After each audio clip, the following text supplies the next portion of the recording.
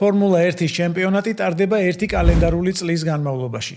სტარტს აიღებს 8 მარტს ავსტრალიაში და დასრულდება 6 დეკემბერს აბუ-დაბიში, არაბთა გაერთიანებულ საამიროებში. 2026 წლის სეზონი შედგება 24 რბოლისგან. ამ რბოლებში ჯამურად აღებული ქულების შედეგებით გამოვლინდება ჩემპიონი პილოტებს და კონსტრუქტორებს შორის.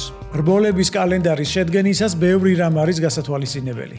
კლიმატის თავისებურებები, ლოჯისტიკის მოთხოვნები და რელიგიური დღესასწაულებიც კი. ჩემპიონატი ავსტრალია, ჩინეთი, იაპონიის სამეულით გაიხსნება. ეს ერთის მხრივ ხელსაყრელია ლოჯისტიკურად. მეორეს მხრივ მარტის თვეში ბაჰრეინი და საუდის არაბეთი რამადანის დღესასწაულს აღნიშნავენ. და სწორედ ამიტომ გახდა საჭირო ამ ეტაპების მარტიდან აპრილში გადატანა. ივნისიდან სექტემბრის ჩათვლით გვაქვს 10 ევროპული ეტაპისგან შემდგარი ჯგუფი, მათ შორის ეგრეთ წოდებული ტრიპლ ჰედერი. ავსტრია, დიდი ბრიტანეთი, ბელგია.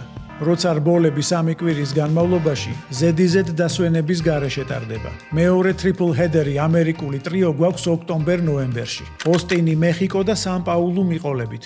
ხოლო სეზონს დახურავს მესამე ტრიპლ ჰედერი. ლას-ვეგასი, კატარი, აბუ-დაბის სამეული.